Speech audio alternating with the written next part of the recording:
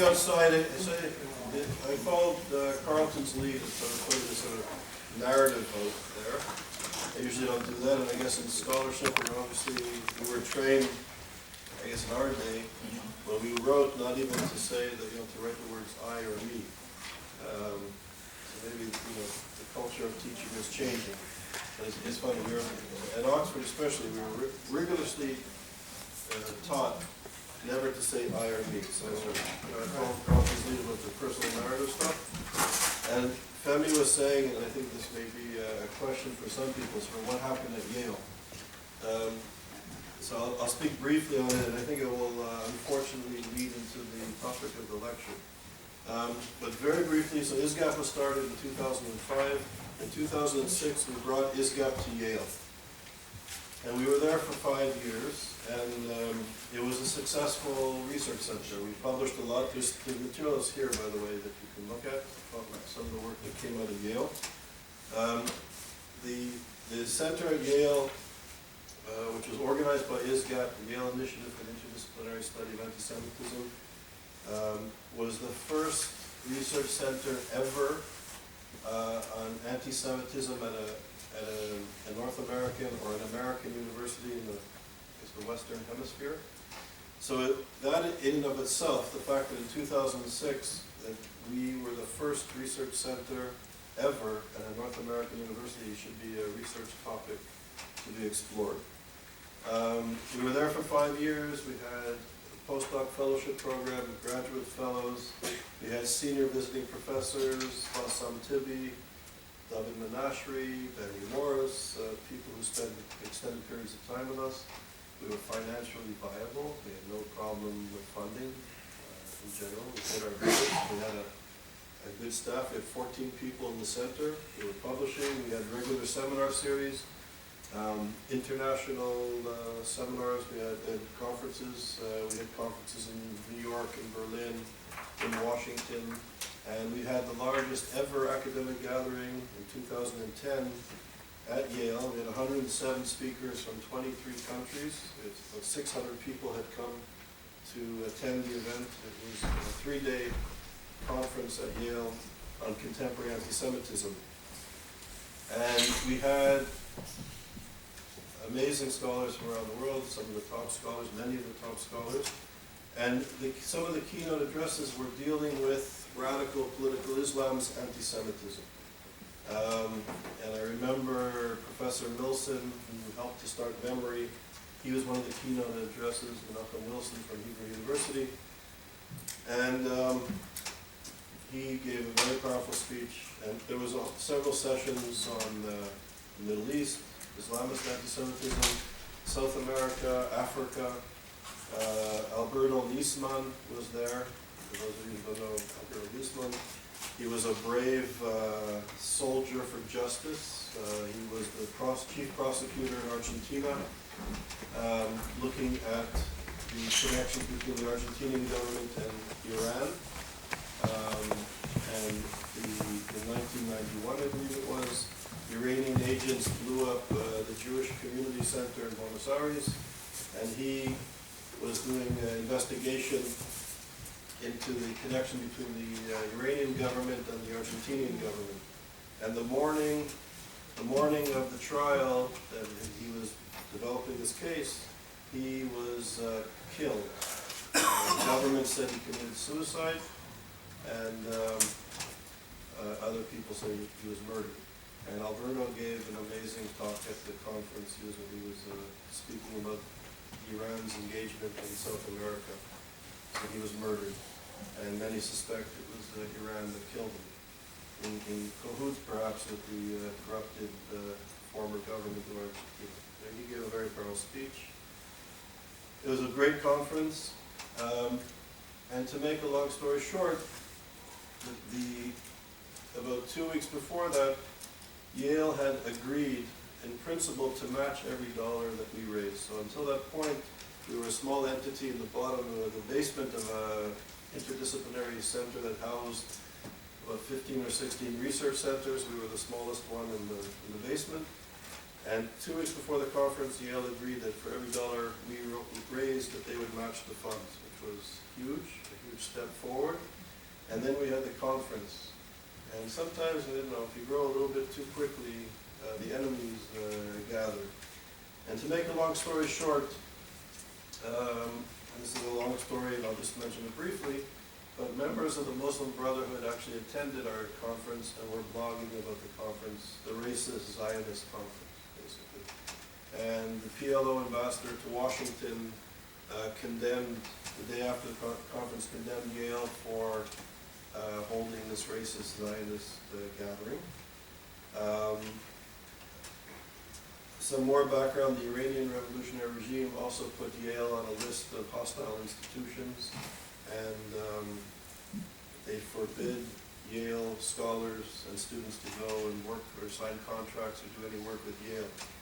And I was called into the administration's office, and basically Yale blamed our work on Iran. We did a lot of research on Iran. We had some of the best scholars in the world working on Iran. We had a conference dealing with the challenge of Iran, where we invited leading scholars from around the world to New York and New Haven for a 2-day conference, which was well received. Some of the materials in this book, if you want to look at it. So I was called into the office, and the chief administrator at Yale said, "No, your organization, your institute is responsible for putting Yale on this list."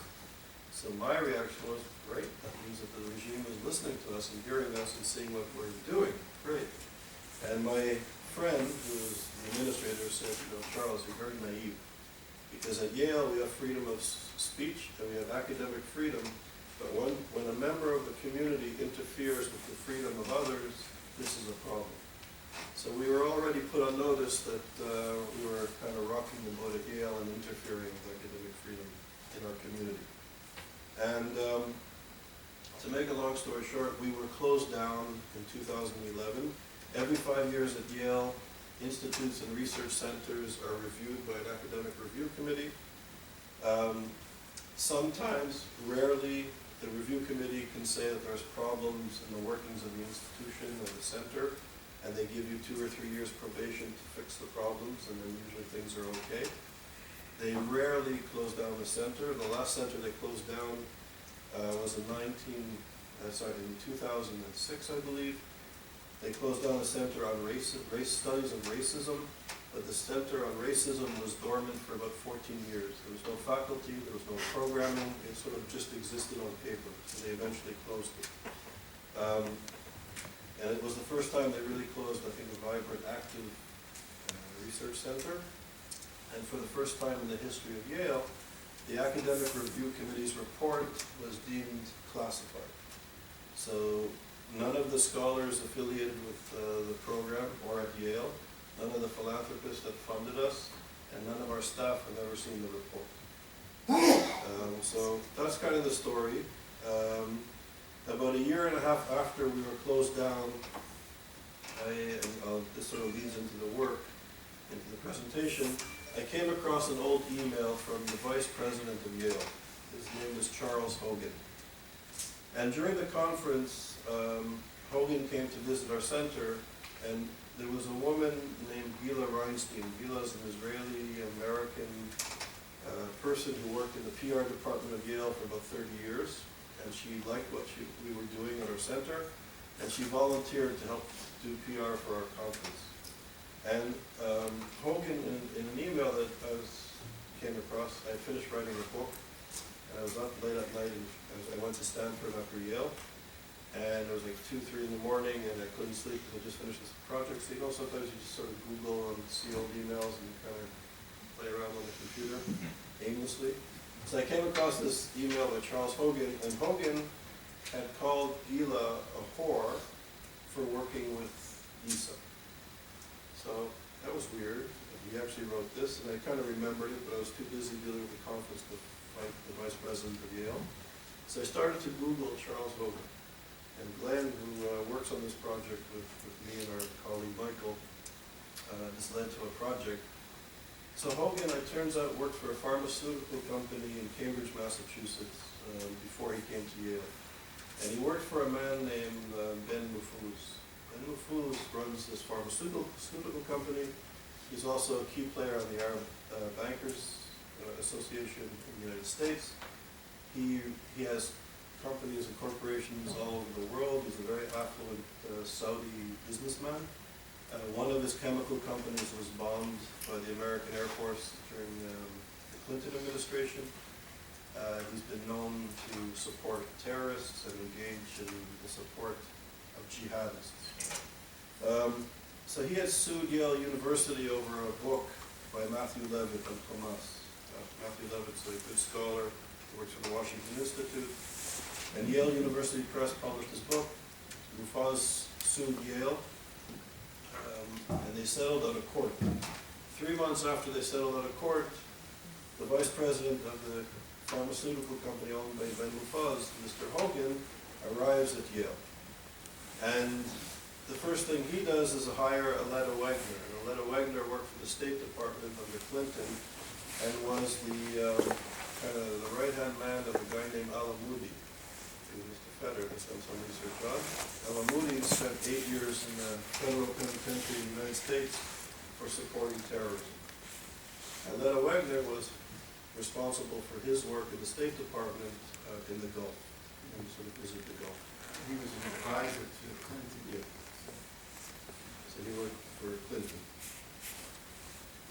To make a long story short, we work with Michael Bass, who's a forensic accountant doing research on following money. And we started to follow the money of how American universities are being supported by some nefarious sources. Kawadari's group, he's on the Qatari Foundation, for example, supports American universities. It also supports CNN and other media outlets, and they're also actually actively engaged in purchasing some of the leading legal firms in the United States. So we've started to kind of research this. So out of the closing of Visa, this research project has sprung up and it's beginning to bear results. I think more and more people are taking the funding of the demonization of Israel more seriously. People are doing more projects on this issue, sort of on the politics of it, the history of it, the rationale, who's supporting it, and sort of now the funding of it. So now we can see that some of this sort of Islamist funding is certainly affecting life on campus in terms of what is being taught, what professorships are being funded, what institutes are being funded, and in some cases, what is no longer kosher or halal to be studying at American universities or Western universities. So there's the power relations, issues of power dynamics in universities. What gets funded, what's not being funded, what type of ideologies are being promoted. So the canon today perhaps is the post-colonial, post-modern canon. And I think in a sense, the critique, Carlton and I and Femi were students of people like Stuart Hall and Paul Gilroy, and certainly we did the readings of Said and others. So the critique, the postmodern critique, the critique of racism, the critique of colonialism, the critique of gendered relations, all extraordinarily important. But I think at the same time, and this is what this lecture is about, there's a need to critique the critique. Because if Michel Foucault and Edward Said supported, as they did, the Iranian Revolution, Foucault and Said supports the Iranian Revolution, and they perceived it as perhaps what the French Revolution was to Europe, the Iranian Revolution was going to be to the Islamic world. That if they, in the 1970s, hanging out in France with the exiled leaders of the Iranian revolutionary regime, if they were supportive, but if some of Foucault later apologized, Said, I'm not sure if he did, but if this were the intellectual leadership of the new canon, the new emerging canon, if they were supportive of an anti-genocidal, anti-Semitic ideology, an ideology that subjugates women, that advocates the killing of gay people, and the notion of citizenship is abolished and replaced by Islamist notions of belonging and otherness and dhimmi and the like, what blind spots do we have? And perhaps it's not surprising, if this is the new canon, that the genocide, and I'm choosing my words carefully, the genocide happening in Syria and Iraq, which is still being ignored essentially by the intellectual leaders in the academy, the cleavages in Middle Eastern society, the anti-Semitism, the place of the Jew, the place of the Baha'i, the place of other minorities, of moderate Muslims, that we've sort of had this blindness to the diversity and the contradictions in these societies that are emerging after the Cold War. Perhaps we're not equipped to really understand what is taking place. And there's sort of, as we were discussing last night, there's sort of this politically correctness, this sort of postmodern moment.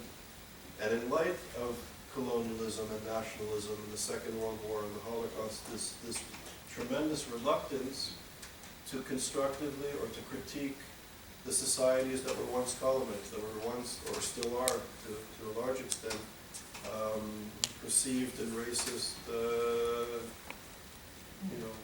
lenses, if you will. But if those who were once colonized are engaged in barbaric acts, if they're engaged in reactionary social movements, and social movements I mean revolutionary movements, then what is the role of the intellectual? What is the role of the media of record to map, to decode, to understand, and to speak out, I would argue, on these matters? And we were speaking, Carlton and Fanny, I remember in the anti-apartheid days, and at Oxford, there were those of us who spoke out against the racism of the day in an institution that was not as open as it is now on these issues. Still has a long way to go, but in those days, there were no professors of African descent. In our day, one or two were finally appointed.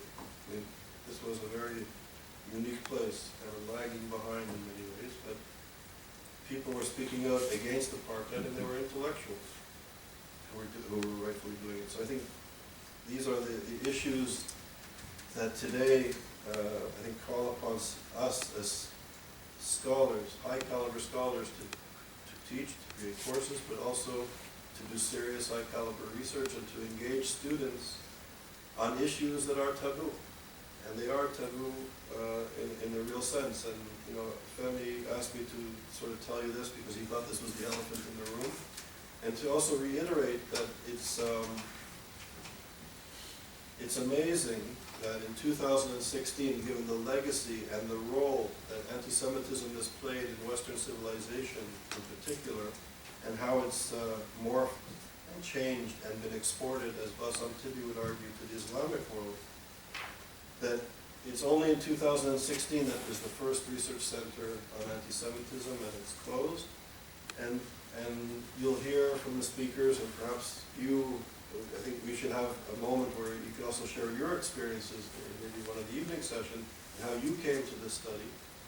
But you can also speak to some of the professors who are coming to speak here, particularly those in Europe and North America, and speak to them about how they're treated in their departments among their colleagues for having the audacity to deal with this issue, to deal with contemporary anti-Semitism. So here we see Kaladari, the head of anti-democratic, sexist, homophobic, genocidal, anti-Semitic movement, who's embraced and heralded as a great man by the intellectual British Labour Party, by the Ken Livingstons and the Corbyns and the Galloways, three people who've taken money from Iran, by the way, who have been on the Iranian payrolls, and two of them are working for Press TV.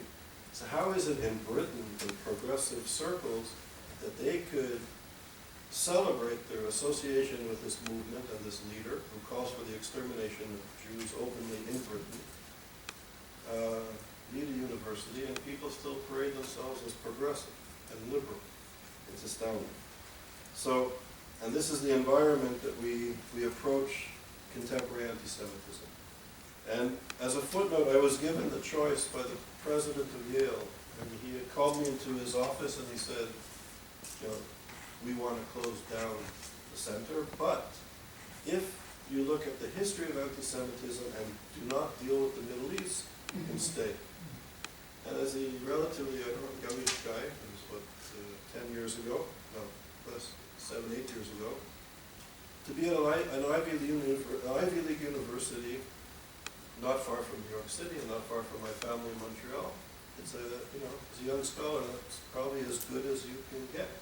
Yale's a nice place, good reputation. But I stood up and I thanked him very much, because without this person I would not have been at Yale and the center wouldn't have opened. But I understood that powers that be would not permit him to protect me any longer, or a center. And I said, look, I can't do a research center on anti-Semitism in 2011 and ignore a huge, important part of the world. And I shook his hand, thanked him for everything, and I walked out, not knowing exactly what would happen, but at least I knew I'd sleep with him. And then we sort of re-emerged from that a few months later. We opened in New York, and now we have these seminar series in different parts of the world. We're in Montreal, at McGill. Michelle runs the program up at McGill. We do seminar programming at Harvard and Columbia. We're at Sapienza. We have a program. Andreas knows of our program there. He's a friend and colleague there. Robert Hassan runs the program for ISGAP there. Glenn was running a program at the Sorbonne until those old demons re-emerged. And we're no longer at the Sorbonne, but we're finding an alternative place in France. They kind of ran into similar characters there. We have a program in the Ukraine. We're opening a program in Moscow. So we're sort of trying to expand research and seminar series. And I think the graduates of this program, if anybody is interested to bring seminar series to their universities, we should discuss that as the week unfolds. So we're really trying to create a network of high-level scholars to have seminar series, research projects, and courses on contemporary issues. So that's the background. So I think this takes place, I would argue, sort of, as I said earlier, in the context of globalization. And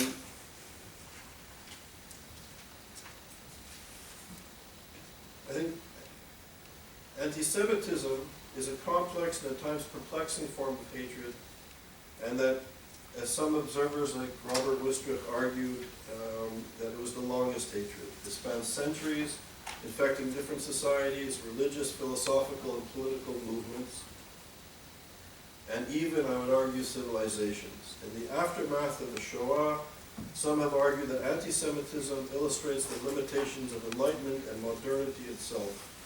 Manifestations of anti-Semitism occur in numerous ideological-based narratives and in constructed identities of belonging and otherness, such as race and ethnicity, as well as nationalist and even anti-nationalist movements. In the contemporary context of globalized relations, it appears that anti-Semitism has taken on new, complex, and changing forms that need to be decoded, mapped, and exposed. The academic study of anti-Semitism, like prejudice more generally, has a long and impressive intellectual and research history. It remains a topic of ongoing importance in scholarly engagement. However, especially at this important historical juncture, unlike prejudice and discrimination directed at other social groups, anti-Semitism, in particular, in its contemporary form and processes, is almost always studied outside the organized academic framework. So the purpose of our entity, of ISGAP, is to try to promote the study, this high-level, serious study of anti-Semitism within an academic framework. Processes of globalization has led to increase in adversarial identity politics. In the environment of in this environment, Israel is a central manifestation of contemporary Jewish identity, and Jewish identity, and Jews more generally have become the focus of scapegoating and hateful rhetoric. At a more structural and socio-historical level, the old ideologies of anti-Semitism have reemerged and are being fused with an anti-Zionism or anti-Jewish peoplehood, or what we can call Israel bashing. The old theological and racist forms of European anti-Semitism have been amalgamated with anti-Jewish and anti-Israel pronouncements emanating in particular from the Muslim world, which is located mainly but not exclusively in and around the Middle East. Contemporary globalization and related socio-economic, cultural, and political processes are being fused with these historical tendencies, creating the conditions that pose a threat to the Jewish people and Jewish communities in the diaspora. In addition, new structural realities within the realm of international relations and the emergence of anti-Israeli propensities appear to pose a threat to Israel and to the Jewish people in a manner that has not been seen since World War II. Once again, in the age of globalization, Jewish people seem to be caught between the aristocracy or the wealthy establishment, the poor, and the marginalized or disenfranchised masses of the periphery, as they have been throughout much of history.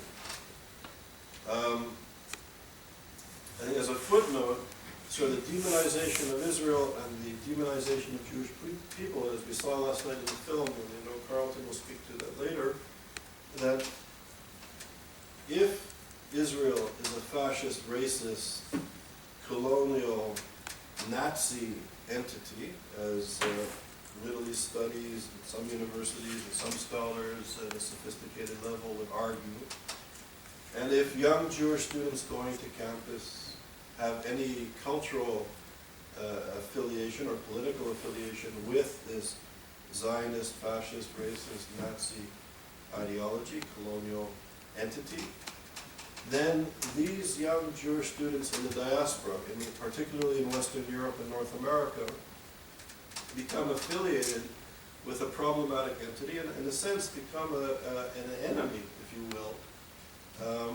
in the space of a university, which are mostly, in general, at least at some level, whether it's superficial or not, we can discuss and argue, but it's supposed to be kind of a liberal, inclusive, multicultural space. So there's young students who affiliate themselves, who go to a Jewish institution like Hillel or the Chabad House, which also has a strong connection to Israel. Then these young students in the diaspora become problematic because they inherently are opposed, if you will, to the inclusiveness that is taught and advocated on campuses as it ought to be. So in a sense, you'll meet Barry Cosman. Barry did a study on anti-Semitism in American U.S. colleges and colleges in the United Kingdom, and he found that anti-Semitism, this is about a study that came out a year ago, that roughly 72 to 74% of Jewish American and British Jewish students have experienced or witnessed an anti-Semitic act in the past year. The levels of racism and sexism were about a third of what the Jews were experiencing. So in a sense, anti-Semitism on American campuses and on British campuses are off the charts. And as Glenn was saying, in France, schools and even universities are becoming unsafe, physically unsafe and intellectually unpleasant for Jews in France. I hear anecdotal reports, I think Barry's research paper backs this up, of young British students, parents of Jewish students in the United Kingdom, sending their kids off to study in Israel or in North America because it's just not an easy place to send their children.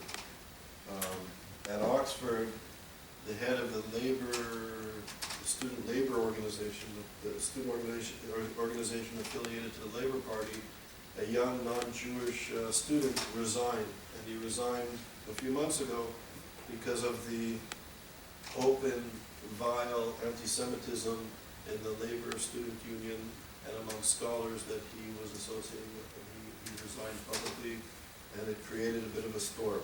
And this was before the sort of events that were unfolding with Corbyn and the anti-Semitism in the Labour Party now, and the scandals that are emerging. So there's definitely an issue on university campuses.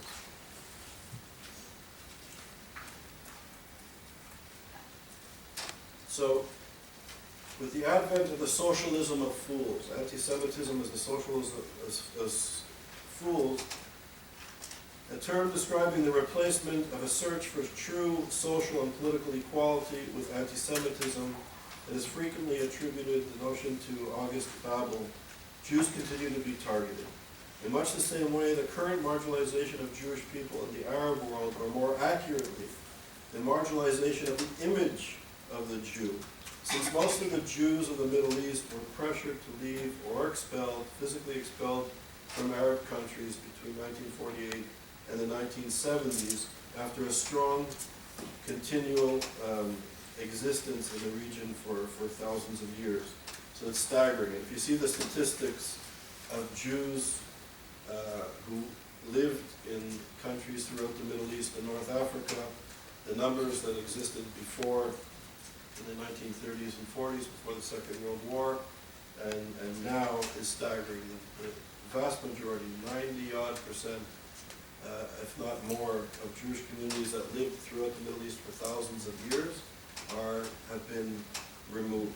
And I would argue that this was the precursor to what we're seeing now. Once the Jews were eliminated, we see the sort of the rise of this sort of inability to accept the other. So perhaps this, at a longer, slower pace, this is what we see what Elie Wiesel was saying. It begins with the Jews, but it doesn't end with the Jews. Now we see the implosion of many societies.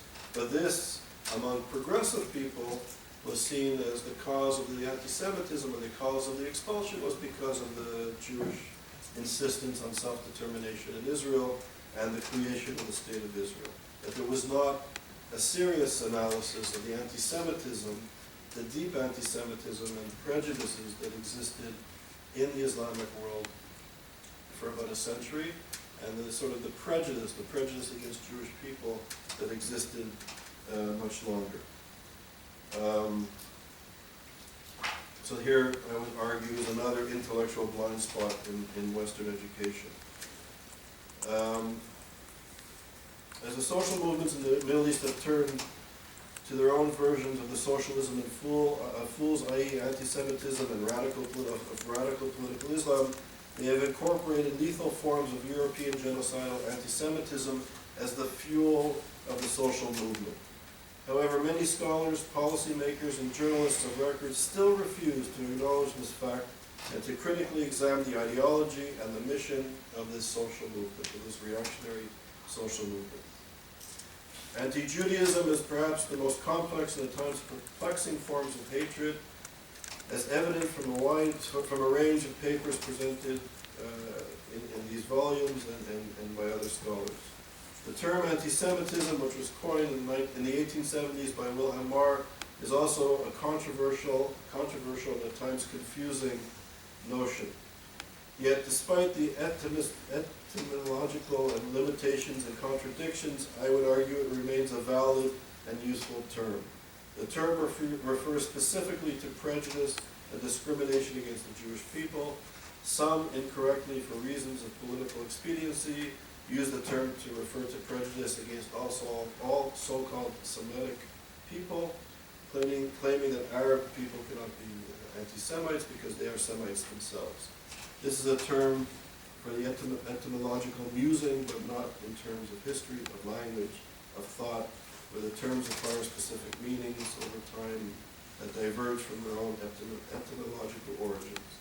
Anti-Semitism, in fact, refers to a specific form of hatred that is mainly European in origin and focuses upon the Jewish people. Some scholars prefer to use the term anti-Semitism with no hyphen. I don't use the term with a hyphen, without a hyphen, or uncapitalized, since it refers to a form of hatred or a phenomenon rather than a specific race or biologically determined group. Emil Fackenheim, for example, used the unhyphenated form for this reason. This is the way we use it here. So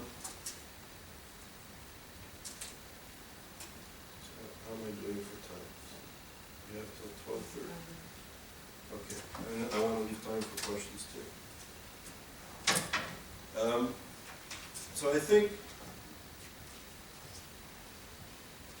I'm gonna be sort of refer to my notes and not read so much.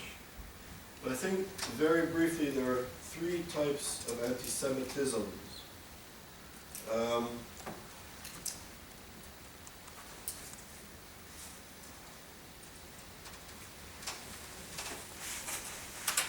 There's sort of the religious phase, the racist national phase, and I think the current phase, which is the demonization of Jewish peoplehood.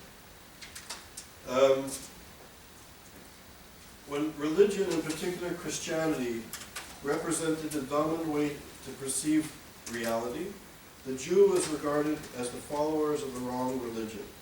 It was also believed that the refusal to accept the Christian notion of the Messiah disqualified them from any form of redemption, and even that Jewish stubbornness itself hindered world redemption. So for the Jews not to accept the Christian notion of the Messiah as individuals or as a group, they were blinded by evil, and they were not going to have redemption at an individual level. And I think what makes anti-Semitism inherently genocidal, and I'm choosing my words carefully, is the fact that people believe that until the Jew was civilized or changed and converted and their blindness or evil lifted, not only would they not receive redemption, but the world would be hindered from receiving redemption. That the world would not be redeemed until the Jews accepted the Christian notion of the Messiah. And this is where it becomes genocidal. When the dominant manner in which Europeans perceived reality was based on notions of the nation, of state, of biologically determined notions of race and ethnicity, the Jews were constructed as belonging to another nation or a race or ethnicity. The Jews were perceived as belonging to an inferior race. And according to the Nazis and the white supremacists and other National Socialists who subscribed to these racist beliefs, they also perceived that the Jew was polluting, because of their proximity, they were polluting the purity of the Aryan race, the purity of the nation, and they had to be removed. They had to be removed to save the nation. And unlike during the religious time where the Jew had an escape hatch, they could have converted and become a member or a quasi-member of the group, with the science and with the pseudoscience and with the philosophies and the ideologies of the time, the inherent nature and character of racial groups were so ingrained in this worldview that the Jew either had to escape or was liquidated and killed. And this ultimately, I would argue, culminates in the Holocaust. Now, these forms of anti-Semitism, the religious form of anti-Semitism and the racist biological forms of anti-Semitism, I think that I would argue that these are relatively or generally and largely things of the past. Certainly in our circles, at good universities, at good media outlets, at good religious organizations, if people would be found speaking about Jews and the sort of anti-Semitic Christian, old Christian religious forms of anti-Semitism or racist forms of anti-Semitism, I believe that they would certainly be dismissed. Their careers may even be jeopardized. That this is no longer socially acceptable in largely. There are spaces and places where it exists, and I think you'll see where they do exist, but I think these are diminished considerably over time, especially in the institutions that we frequent. But I would argue that anti-Semitism morphs and changes, and today's anti-Semitism, which I would argue is as equally virile, violent, and dangerous, is not only accepted, but I would argue it's a rite of passage. That this is the accepted, celebrated form of the perception of the Jew in many of the institutions and in many of the sort of ideologies and dominant problematics that we in the academy learn and promote. That the current form of anti-Semitism, the attack of who Jews are as a people, the illegitimate narrative of the Jew, of Israel, of Zion, is something that I think I would argue that scholars and intellectuals in this environment, in many institutions around the Western world in particular, benefit. If you show your bona fides as a critical of the Zionist occupying entity, if you're particularly a young Jewish scholar or journalist and you can show that you're a good Jew, you're in. You'll get promoted. Speak about, defend, look at the anti-Semitism, defend the Jewish right of self-determination, and you become part of the problem. This is the acceptable form of anti-Semitism, and I'll elaborate and explain. So on the one hand, we have the Islamist social movement gaining strength. From an Islamist perspective, and this goes back centuries, a Jew, a dhimmi, a protected minority, cannot be equal to a Muslim, to a practicing Muslim. So we have many, many examples of how Jews were second-class citizens, not second-class subjects, not citizens, subjects, in the Islamic world, throughout North Africa and the Middle East and into Persia and Iran. They had to pay a special poll tax as protected subjects. The moment Jews want to be equal under one legal system to all people, including Muslims, this becomes the problem from the Islamist perspective. This is not permissible. A Jew cannot be equal to a Muslim in the Islamist Caliphate worldview. So we have fatwas, for example, that go back to the 1700s, the 1700s in what is now Iran, in which Shiite clerics discuss Jews are second-class subjects. Jews are perceived as being impure, religiously, in the religious texts of Shiite Islam. If a Jew is impure, and a Jew goes out into the rain, for example, and a Jew's clothes becomes wet, and a Jew's fabric begins to drip up the pavement, from a religious perspective, what do you do? So number one, it was decided in fatwas that Jews cannot go out in the rain because they're impure, and the rain mixes with the impurity goes into the atmosphere, and this can become dangerous for the believer. If the clothes become wet and it drips into the pavement, the fatwa, the religious ruling is, you have to remove the pavement and replace it because it's contaminated and the pavement is impure as well. So we have these, and there's many experts on the subject who read about this, Tibi and again his name, a young scholar at Yeshiva University from Israel, his name, Meir Litvak and others write about this. So we have the distancing of Jews in the Islamic world, but as Bassam Tibi, I would argue, suggests that this is not anti-Semitism, because it was hatred against Jews, or Judeophobia, or anti-Judaism perhaps, treating Jews differently and being impure, which is certainly problematic, but there was never an effort to change the Jew as such, or to cleanse the Jew. They were accepted, protected subjects, second class, and could only engage in certain occupations. Like Persian Jews, for example, used to clean sewers. They weren't allowed to touch Muslims. To this day, a Jew cannot touch a Muslim. In Iran, you can get into serious trouble for doing that. Separate water fountains in schools in Iran for Jews.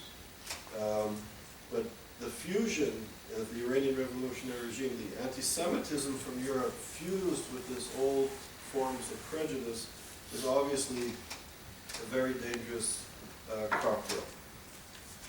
So from the Islamist perspective, from the Muslim Brotherhood perspective, from the Iranian revolutionary regime, from Hamas, from Hezbollah, from CARE in the United States, Jews cannot be equal in the same legal system to a Muslim. So the question is from once you start to understand that, and I think once you study the work of the founders of multiculturalism, of recognizing the other, Emmanuel Levinas, Charles Taylor, Lord Kimlicka. Levinas would argue, for example, as I said yesterday, that the moment we see our face in the face of the other, this is the instant we become human. But if we do not recognize the other as human, if we recognize the other as the Iranian revolutionary regime does, as the Muslim Brotherhood does, as being the cause of all the evil in the world, as being the cause of the disease of the world, and that Jews literally emanate from the urine of donkeys, that they've evolved from apes and pigs. If you've demonized a group to this extent and then argue on a religious basis that a Jew cannot be equal to a Muslim under a democratic system because a democratic system is a foreign colonial hangover, we have a serious problem. And when we view the Middle East conflict, the conflict with Israelis and Palestinians and the Islamic world, I'm not sure it's the Arab world anymore, but it's certainly the Islamic world, we begin to realize it's not a question of boundaries. I believe, I wish there would be a two-state solution and two countries in the region would be living side by side, but there are deeper questions that we have a social movement gaining power and in power that will not tolerate a Jew being equal to a Muslim. And this doesn't matter if we draw the boundaries in 1947, 1948, 1967, 1982. It doesn't matter. If Tel Aviv was a nation state, and you asked an Islamist, is this okay? And Israel will cede all its land, but let's just let the Jews control Tel Aviv. The answer would be no. Because from a religious worldview, from their worldview, it's not acceptable in the caliphate on Islamic land for Jews to occupy this space. They have to know their space. And of course, Jews, with their struggle for self-determination in that part of the world, certainly don't want to be subjugated again, either in Europe or in the Middle East. And I think that if you look at the teachings and the experiences of countries, Jews who migrated to Israel or to other parts of the world, Canada, France, who've been expelled from North Africa, from the Middle East, from Iraq, from other countries, it's a narrative that I think has been underplayed. And if we're concerned, as we ought to be, about the plight of refugees who are Palestinians, we also must understand the plight of Jewish refugees from the same part of the world and other refugees. So this is something that's, I think, been off our radar.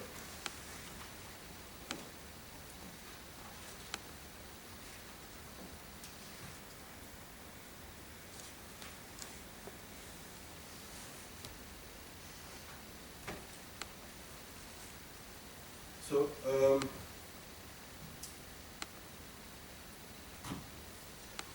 15 minutes, I'm going to ask you to ask questions or comments.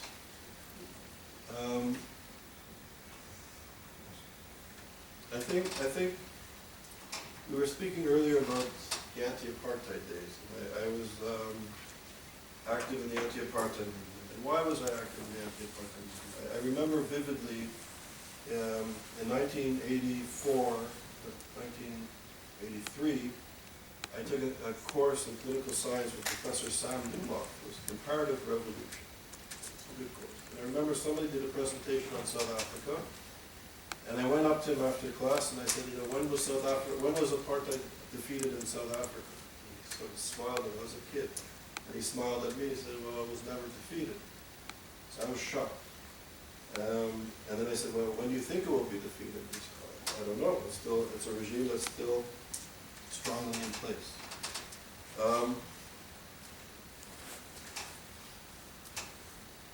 And I got involved in the anti-apartheid movement in part because I read the South African Freedom Charter. If you read the South African Freedom Charter, it's basically a blueprint for social democracy. It talks about equality of all citizens, regardless of race, gender, language, religion, access to institutions, to goods and services, voting rights, desegregation of the homelands, and that sort of thing. So as a young Canadian living in a social democracy, I identified with it. And not only did I identify as a young Canadian, I had family who came from Europe who were victimized by the Holocaust. Some survived, some went to Palestine, Israel, and some came to Canada. And I remember hearing the stories of the racism and of the science that the Nazis were promoting and believing in, and it certainly had an effect on my people. And I couldn't understand how this ideology still existed in the 1980s in South Africa, and I was determined to do something about it. And I ended up working with the African National Congress and the ANC, and I spent time in South Africa with the leadership on the ground, doing all sorts of things that young people do. Throwing caution into the wind, but learning a lot and meeting amazing people. But now I'm faced with this amazing contradiction in which many of my comrades support the freedom charter of the Hamas charter. And if you read the Hamas charter, which is part of the Muslim Brotherhood, which branches out from the Muslim Brotherhood, in the charter, the South African Freedom Charter calling for the rights of all people, regardless of their background, the Hamas Charter literally in black and white calling for the killing of Jews. And my progressive intellectual colleagues on campus support it. Bring in the speakers. Support organizations on campus that are connected to Hamas and the Muslim Brotherhood. So the question is, what has happened to human rights? What is happening to social democratic values on campus? Why is it that there is this sort of red-green alliance on campus in the United States, in the Western world, in which the so-called left, like the Corbyns and the Galloways and the Labour Party, or elements of the important elements of the Labour Party, and other progressive parties and intellectuals in the West, are actually in bed with a reactionary movement that is diametrically opposed to the values that we claim to uphold. This is the question. Why this contradiction? And I think this is rooted in political correctness. This is rooted in the post-colonial moment.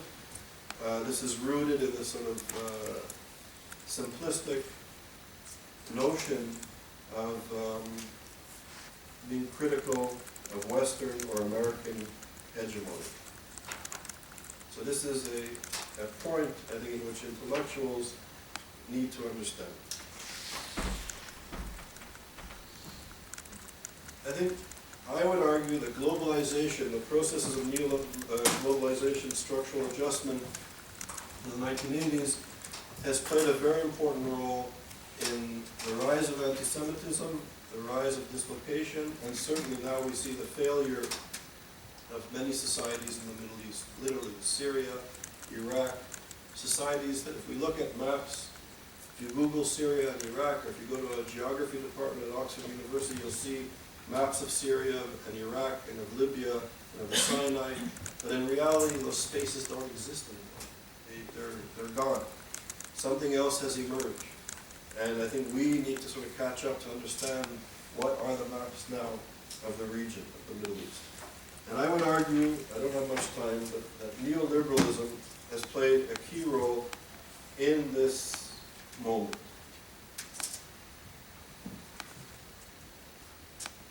During the last several decades, nationalism and new forms of identity politics have been exacerbating existing social, economic, and political cleavages. The causes of this emerging crisis include the extension of global competitive markets and the effects of structural adjustment, the intensification of socioeconomic inequalities, the blurring of international and domestic political conflicts, social media, the internet, and a worldwide escalation of adversarial identity politics.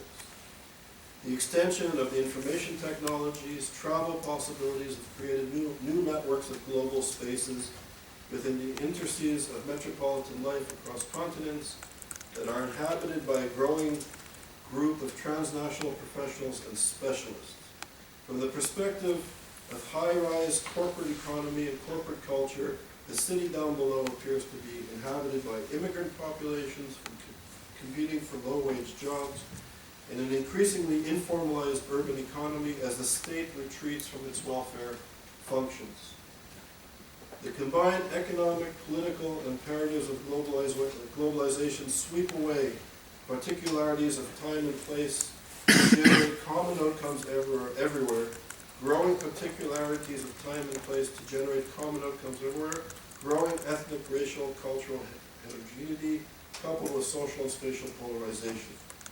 At the most general level, it's possible to think about globalization in terms of trade, movement, circulation, complexity of crisscrossing flows, some of it capital and trade, some of it people, some of it signs, symbols, meanings, and myths. A common mobility across space have accelerated, sped up, and have gained a new momentum in the contemporary era, captured in such key phrases as time-space compression and time-space destination. Thus, the concept of globalization does not imply a shift from one period to another in the form of a historical rupture, as it does in another sense, but rather it denotes an intensification and a stretching of movement and flows as captured, for instance, in Anthony Giddens' definition of globalization as the intensification of a worldwide social relationship which links distant localities in such a way that local happenings are shaped by events occurring many miles away, or vice versa. Some groups initiate flows of movement and capital, while others do not. Some are on the receiving end of it as well. Some are effectively imprisoned by it. There are thus a dimension of movement and circulation. There's also a dimension of control and intimidation. The ways in which different social groups are reinserted into and placed within and seized upon these flows, which are they themselves differentiate, can both reflect and reinforce existing power relations, and it could also undermine them. What does not follow from the consideration above, and yet continues to inform much of the literature on global flows, such as social imagery, a social imagination of borderless worlds. Inherent in the concept of global flows, differentiated and differentiating, is the capacity to transgress taken for granted boundaries between nation states, between racial, ethnic, gender groups, and between the public and private spheres. This does not mean, however, an increasing orderless world, one in which boundaries have lost their meanings. On the contrary, borders have become the locus of struggles among a variety of social actors, mobilized to reassert or redefine their boundaries vis-a-vis other relevant actors, and translated on the space of the city or society. Globalization divides, therefore, as much as it unites. Alongside the emerging planetary dimensions of business, finance, trade, and information flows is a localizing, space-fixing process which is also set in motion. Between them, the closely interconnected processes sharply differentiate the existential condition of entire populations and of various segments of each other's population. What appears to be globalization for some means localization for others. A new freedom for some, others descend into an uninvited and cruel fate. Some of us become fully, truly global, some of us are fixed in our spaces. Being local in a globalized world is a sign of deprivation and degradation. An internal part of the globalizing process is progressive spatial segregation, separation, and exclusion. Neo-tribal and fundamentalist tendencies which reflect and articulate the experience of people on the receiving end of globalization are as much a legitimate reaction to globalization as the widely acclaimed hybridization, top culture, the culture of the globalized top. There is a breakdown in communication between the globalized elites and the ever-localized rest. So what I mean is, with neoliberalism, there's amazingly Thatcher, Reaganomics, the like, there was this belief that letting the free market system into societies would inherently democratize society, expand development, and expand democratic principles and processes. That with this neoliberal policy, there would be this new freedom. Nation states, particularly after the Second World War, played a key role in maintaining social cohesion, notions of identity, and integrated people economically, socially, and culturally into society. So Canada, where I'm from, had a highly developed state and state intervention. Canada still has one of the best education systems and healthcare systems in the world. So high taxes, but no free markets. Healthcare and education were perceived as a human right. And in social democracies to varying degrees in the industrialized world, citizens received higher education for an extremely low price, if not for free. In countries like Egypt, in the so-called Third World, the state, poorer, but still intervening in society, subsidized citizens with basic education, with basic foodstuffs like flour, sugar, wheat, and that sort of thing, with basic health care. And there was this belief of modernization, that the citizen, if they participated in this modernizing process, that their lot in life would improve as a citizen of this modernizing state. But with neoliberal globalization, I argue, not everybody at ISGAP does, by the way, but I argue, that the neoliberal West, through structural adjustment, tried to get the state out of the economy, out of subsidizing society so that market forces could expand and develop the society. Interestingly, the Islamists also perceived the state as a hangover of imperialism, as a hangover as a foreign culture, and that the state also had to be eradicated. So here we see the converging of ideologies, of interests, and as this vacuum was created, as the state withdrew, as people were searching for more services, education, healthcare, food subsidies, basic necessities of surviving in many poor urban environments around the world, but particularly in the Islamic world. The Islamists came in to replace the state. The education in the mosques become more important. The healthcare and social services that the brothers were providing and other Islamists were providing become more important as the scarcity of the state's engagement in society is withdrawn. And we see this convergence. Glenn mentioned Qutb and her struggle against the Jews, echoes of Mein Kampf, the incorporation of Nazism or fascism into this ideology, into this social movement that now is operating in the vacuum that was created by the withdrawal of the state. And I think this emergence, and we'll speak about this more, of radical political Islam fitting structurally into the vacuum that was left, the power vacuum that was left by structural adjustment and globalization, reintroduces anti-Semitism as the socialism of fools. So while Qutb and Kawadari and the Islamists say focus on the Jew, they are descendants of apes and pigs, they emulate from urine, they are the cause of all the problems of the world, they are the creators of socialism, of capitalism, of communism. They are the workers of Freemasons. You should read the Hamas Charter. We should provide it. It's a 15-minute read, where this naked anti-Semitism is not the rantings and ravings of the extreme element. It's not the rantings and ravings of the military wing. This is the core element of this social movement. So we have this social movement that is open and honest and consistent and clear in all of its writings, in its theology, in its political policies, in its military ambitions. It's clear, open, honest, direct. Make no mistake, they speak this in Arabic, in Farsi, in English, French, Spanish, and every language you could imagine. And you have to give them respect in that they are open and honest and clear. we in the West, in this postmodern moment where good and evil are the vestiges of the binary past, the colonial modernist past, where hegemony needs to be critiqued as it ought to be critiqued. But what do we do? What do we do when this movement is rising and we are philosophically unable to identify this because of the ideology, the dominant canon of the moment?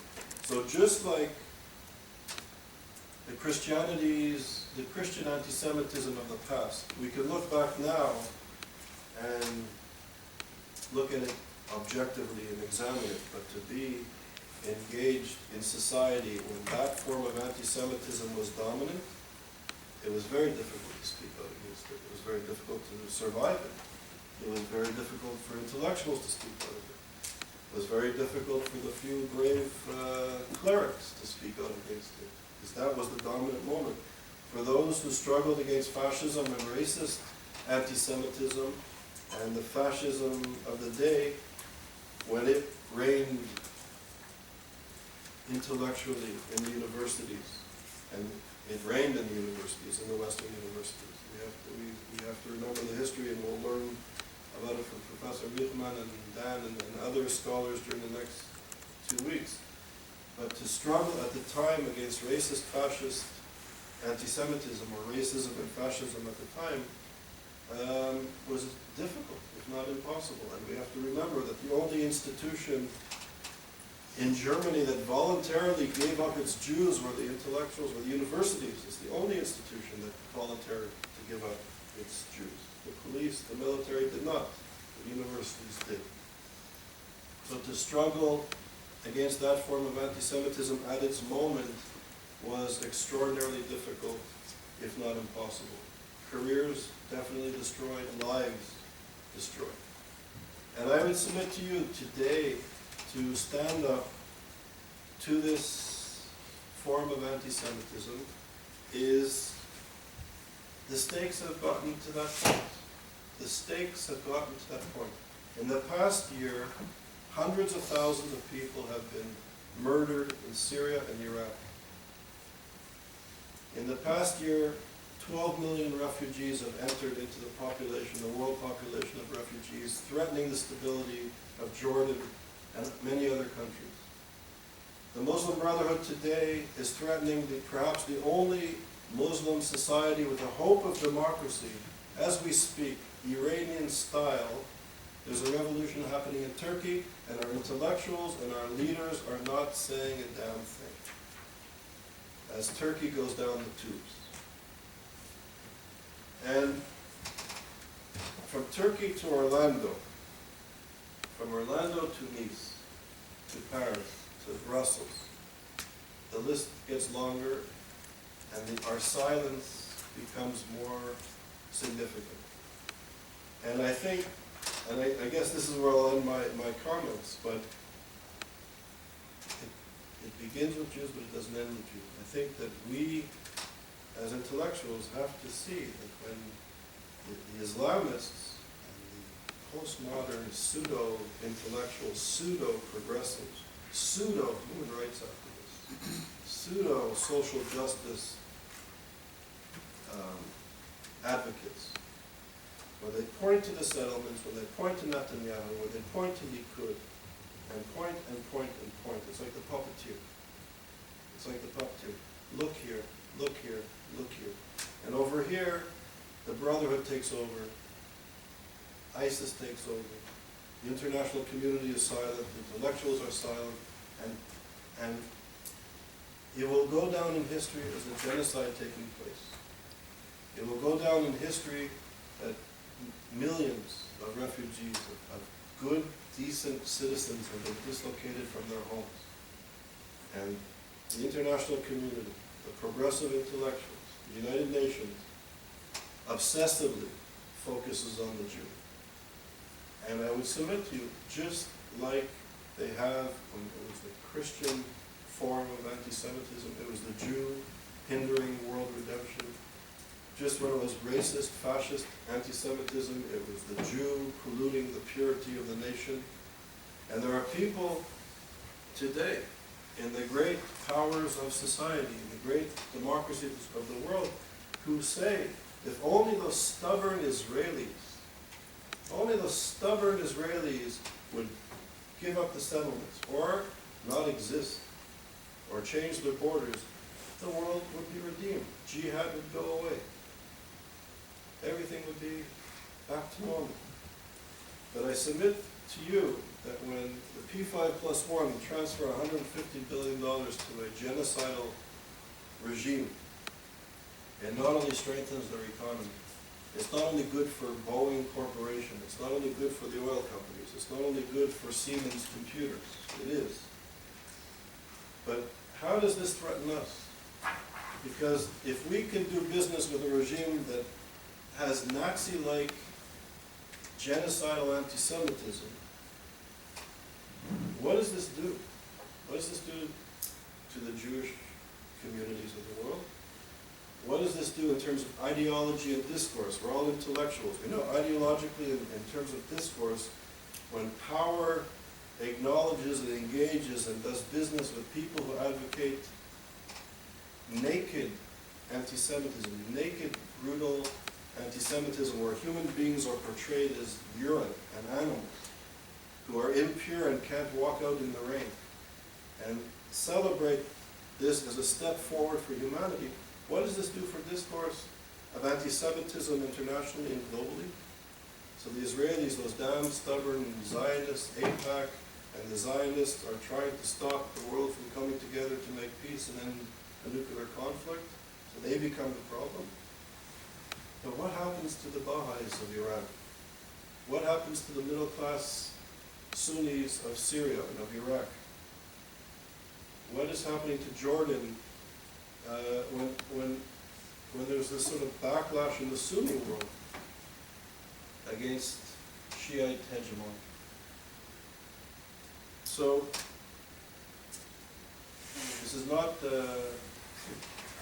not a happy issue, but I think the lesson that I can bring, in my experience, sadly and unfortunately, is that anti-Semitism exists.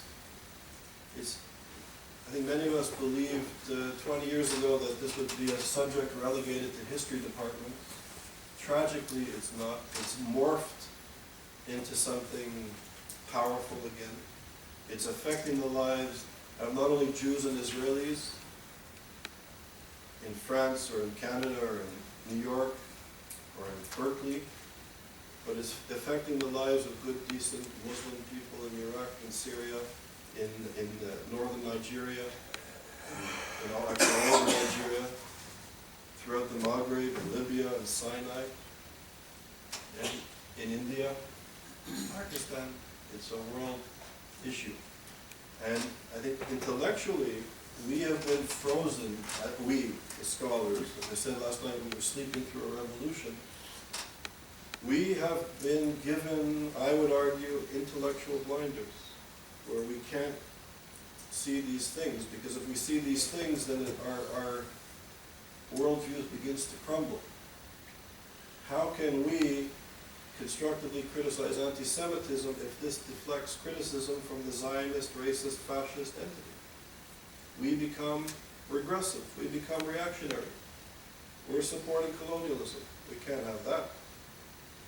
So it's a challenge. It's a challenge for us intellectually. How do we navigate this minefield, this intellectual minefield, the minefield of ideology and politics? How do we maintain critical, scholarly, intellectual rigor and promote the values that I think we all care deeply about as intellectuals, and yet with great force and clarity speak out against this, perhaps this longest, and as Robert Wistrich would say, the longest hatred, now returning in our midst. And it's a great challenge. It's not easy.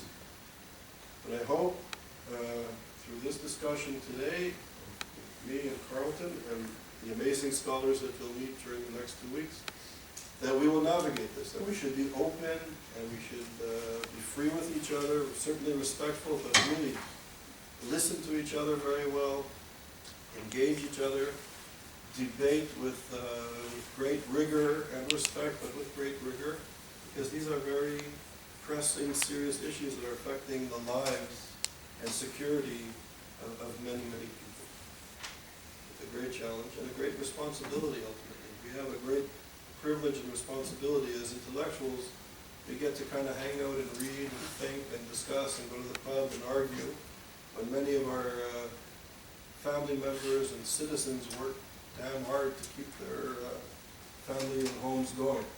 So it's a great privilege, but with this privilege becomes, I would argue, a tremendous responsibility to engage these issues and to try to find solutions, intellectual, to write, to research, to write, to affect policy, to affect good, positive change. So I'd be happy to take points, questions. Not so much a question, but perhaps an interpretation of that illustrated. Sure. Do you have a observed that? So, as I process, what do you say, the role of the intellectual, I kind of saw it like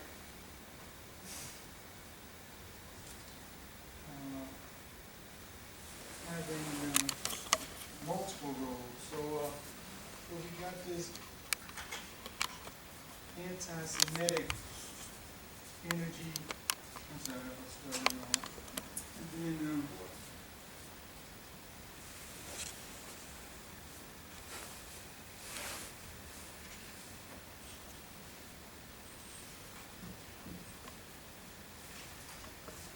we got these different. I got like the anti-Semitic energy and then the Semitic culture or Semitic friendly. And I was, in terms of the scholarship, I kind of saw it as a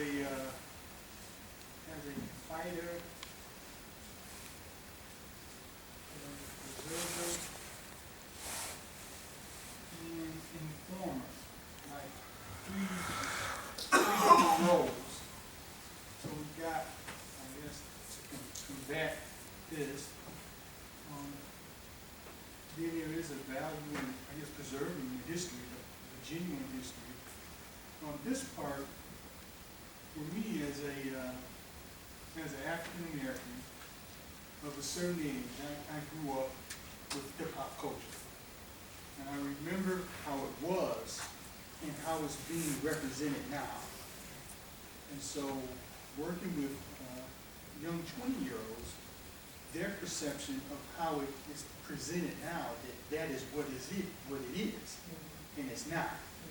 And it's from that perspective that I'm wondering if there's an element within Jewish culture that has accepted a misrepresentation of what Semitic culture is. And so it's from that place where I felt like the academy becomes an informer to, in my experience, combating what is not authentic hip-hop and identifying what's the misrepresentation. And I felt that way because you made a comment about the good Jew that has been accepted. And that's what made me feel like perhaps there is a need. I don't know if that good Jew is an age bracket, a group that's so young they don't understand. I don't know how to, but that was just an interpretation of what you were some of your comments. So thank you. It's thoughtful. So I would say, so just off the top of my head, so I also grew up with hip hop and saw the changes and an interesting conversation.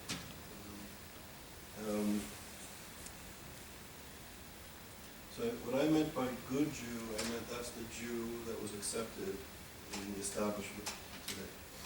And I think there are, what I was referring to, there's a lot of Jewish intellectuals who are uninterested or fearful of engaging these issues. And I think it's prevalent. I can go on with many anecdotes, but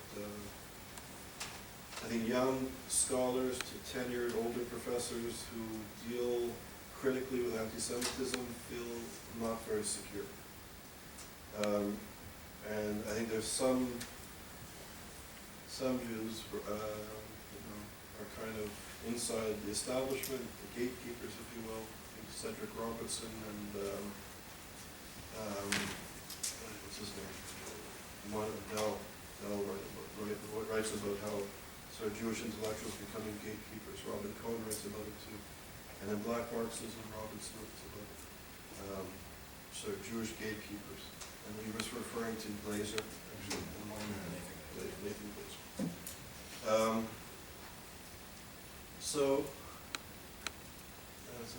You make a thoughtful point. So I would say, yes, we have to become, I think, more informers and teachers, but in order to become an informer and teacher, we have to be able to engage the subject matter. I think that contemporary anti-Semitism has by and large been out of the organized university context.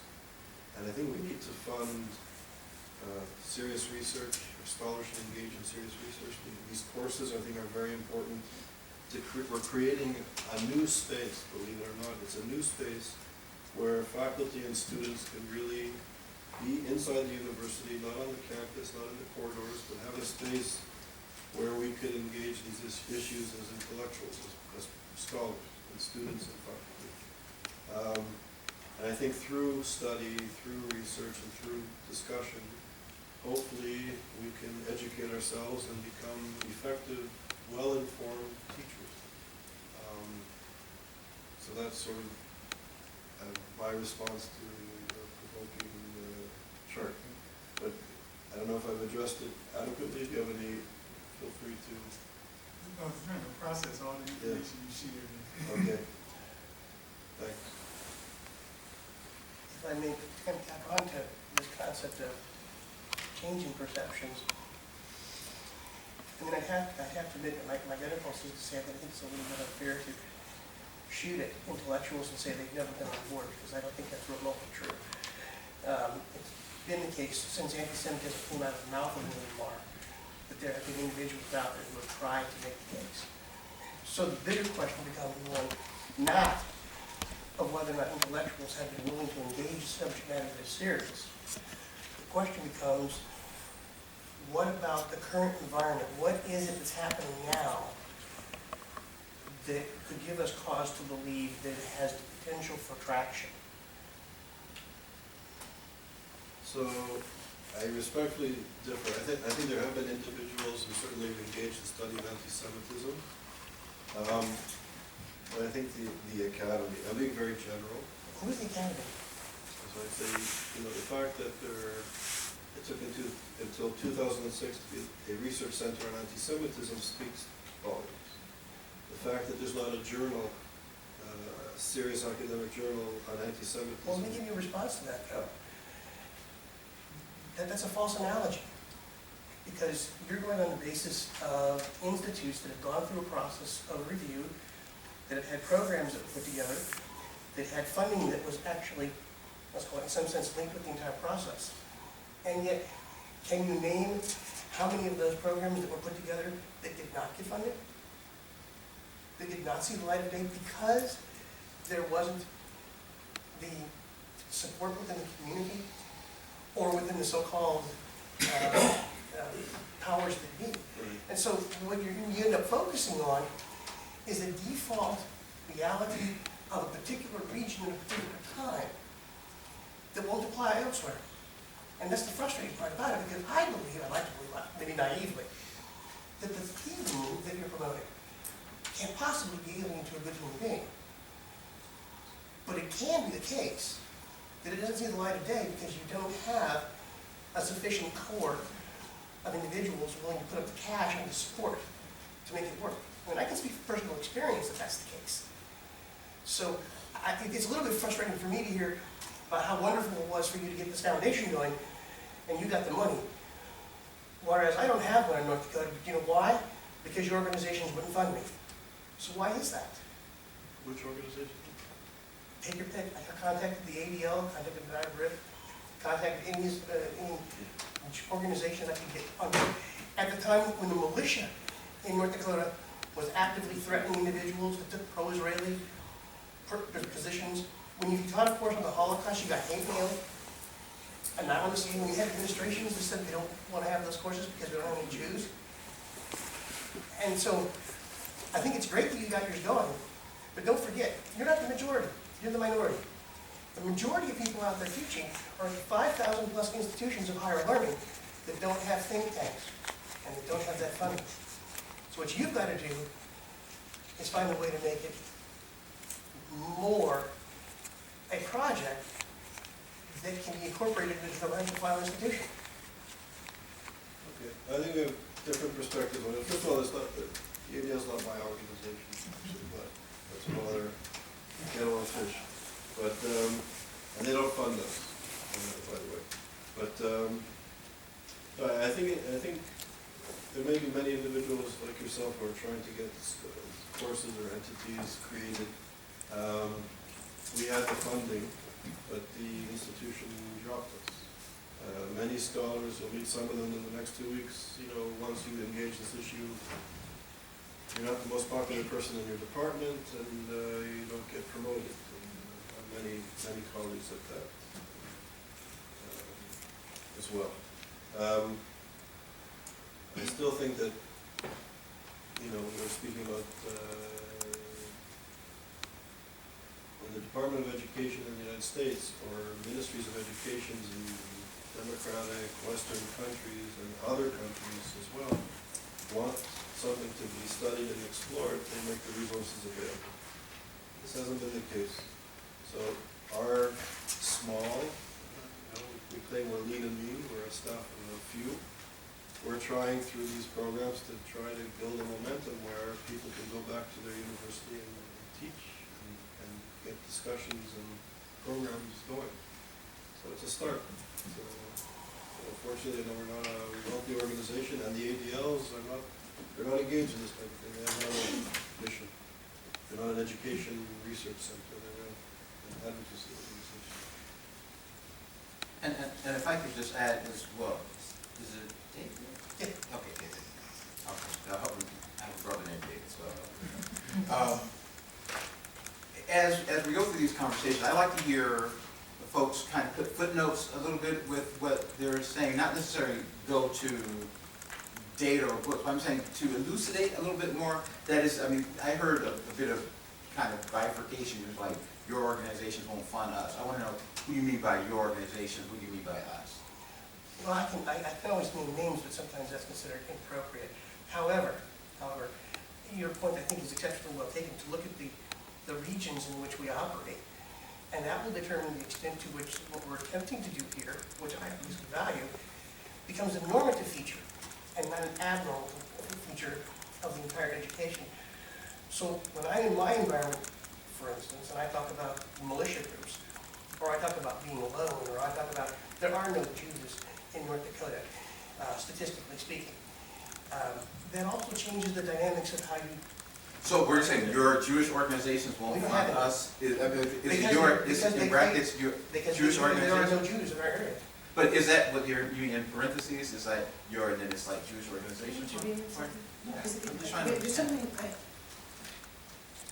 this is only day one. Mhm. I want to suggest that there's a fine line between propaganda and polemic and opinion, well-informed and not, and the work that we need to do in an institution, in a classroom, in terms of teaching. Even, and we will get to the film, I hope. Oh, I've yes. seen it twice, and I'm very sensitive to it.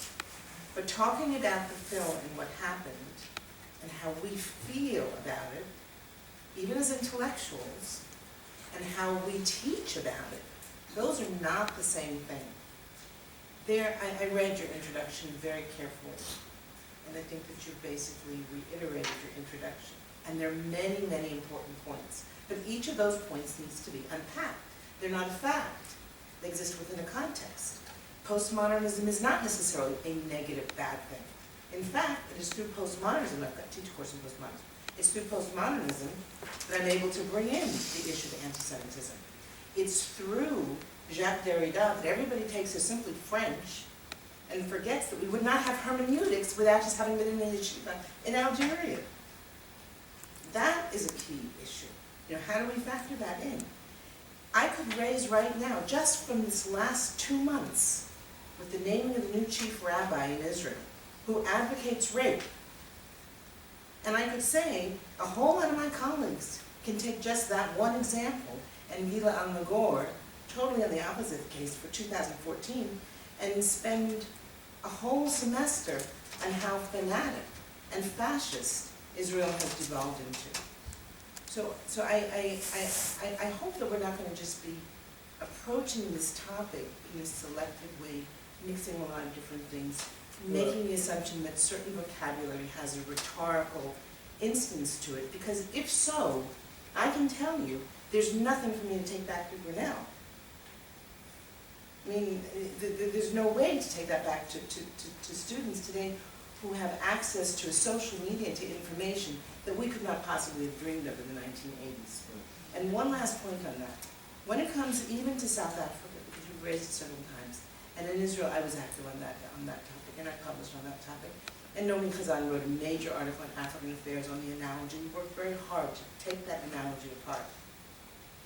Today in Israel, young Israelis, those who are under the age of 40, cannot do what we were able to do in the 80s. Because facts on the ground are different.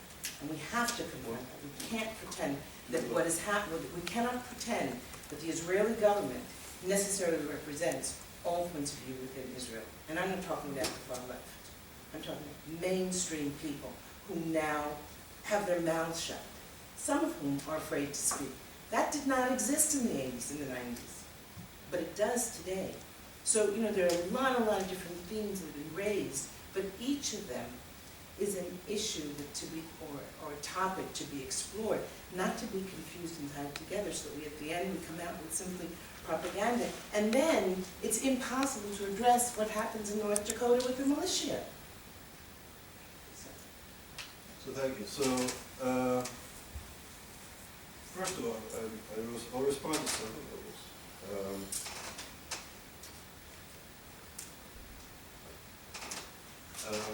I don't engage in polemics.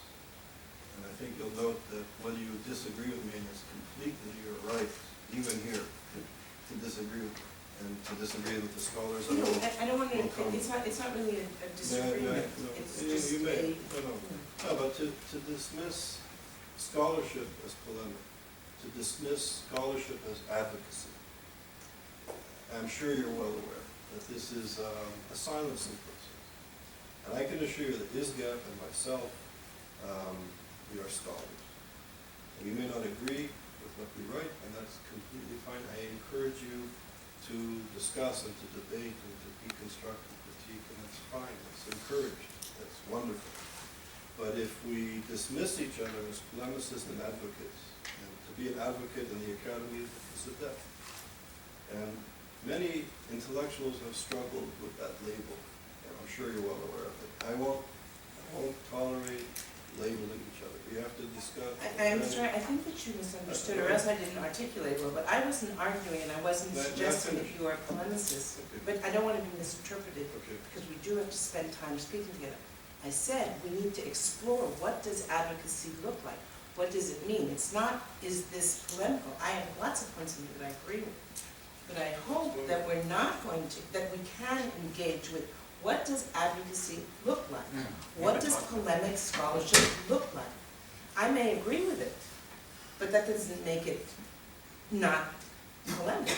And it certainly means that in this kind of, in this small framework, we should be able to examine, what does advocacy suggest to some people and how do others reject it. That is important because the issue of budgeting programs is a very serious one. Black studies, Africana studies, African American studies, whatever you want to call it, has had such a stormy history. And why? Not necessarily because administrations don't give money, which students think, but because students don't actually sign up to programs when they get it. But they will insist year after year that the institution is racist and refusing to give the money. So that's not really our topic. But again, I'm suggesting that there are a series of topics, themes that are important to embrace in your article. But I hope that they can be explored and not simply stand, So, yeah, as so I holding agree completely that they're going to be explored, and I think there'll be other scholars who will come and teach about this. But I will take exception with one issue. I have no doubt that there's contradictions and problems in Israel. I'm Israeli, I've lived there, I know it well, I know it very well. And I was also involved in human rights issues in Israel. So I know it well. But that's not the topic of my subject matter. But now that you bring it up, I think it's important to delve into. I think, Israel is a democracy with contradictions and problems. No, but many problems, many miracles and many problems. I think that we need to check our discourse about, when we're speaking about anti-Semitism. I've spent an hour and a half talking about a social movement that calls for the extermination of Jews. And they blame Israel. The existence of Israel is really the mere fact that it exists, or its policies, or its structure of society, for problems of the world, and it's an entity that needs to be eliminated. Let's speak openly about it. Now, I would argue, respectfully, that while Israel has problems and contradictions, that we can do a whole summer program on that. Right? We can explore the issue. Some of the great scholars on the subject matter will be addressing the program, for example. But I think we have to be very mindful of the fact that when there is a genocidal movement that calls Jews and Israelis apes, pigs, emanating from donkeys, being called, I can sit here and read quotes from the intellectual leaders of the Islamist world, the Iranian regime, Muslim Brotherhood, CARE, that, engage in deplorable anti-Semitic language, which is consistent with their ideology, with their objective. So having mentioned the fascism of Israel, I find that highly problematic, but that's another debate. When we're discussing racism, I'd say against African Americans, why was the African American condition so problematic, so difficult, right? We were taught at universities and schools throughout the world is because the African American, usually the African American man, was lazy or aggressive. Why were women raped? Because we want to know where was she going, what was she wearing, what was she doing there. So the onus becomes placed on the victim. And we know Ryan's book on blaming the victim. So I would submit to you that yes, Israel is far from a perfect society. There's contradictions, and there's all sorts of problems among the communities of Israel, among the social groups of Israel, class issues, economic issues, access to resources. We can go on and on. But I think having said that, we really, in my view, need to take a big step up and try to understand where our blinders are. And I went through these education systems, the postmodern education that he spoke so highly of. I spent time with Jacques Derrida. I spent time with his disciples and friends, and wonderful, fantastic. And before he was dying, or just before he died, they were trying to create a yeshiva in Jerusalem, and I was involved with some of those amazing people there. But I think that when we have been given an ideological context which focuses our blame on the victim in this case, and Jews and Israelis can be the victim, right? Then I think we miss the question. We miss the question. And I think the longer we miss the question of the demonization and the advocacy of killing Jews and killing Israelis and killing anybody affiliated with that enterprise, and the longer we don't see it, the longer we refuse to see it, the longer we put our gaze elsewhere, moderate Muslims, Baha'is are going to become victims. Gay men and women in Orlando, Florida are victims. And it's telling to me that in the country with the First Amendment, led by intellectuals at the policy-making levels, people who we went to school with, you know, censor the 911 call in fluent Arabic to, for 8 days, the United States of America, with the First Amendment, there was censorship, and we had a discussion on this barbarian sexuality and mental health, when he was fulfilling what the ideology dictates. And when we refuse to see this as intellectuals, and we go back to the problems and contradictions which I agree exist in Israeli society, we are in deep trouble. Well, I think you distorted what I've said, but that's okay. May I just suspend this very interesting debate? Lunchtime is just till 1:30, so we should go and eat now and resume. Okay, okay, just one last one. I don't think it's okay, so I think we should go back. We feel that. Yes, we can, I think we should come back. We haven't,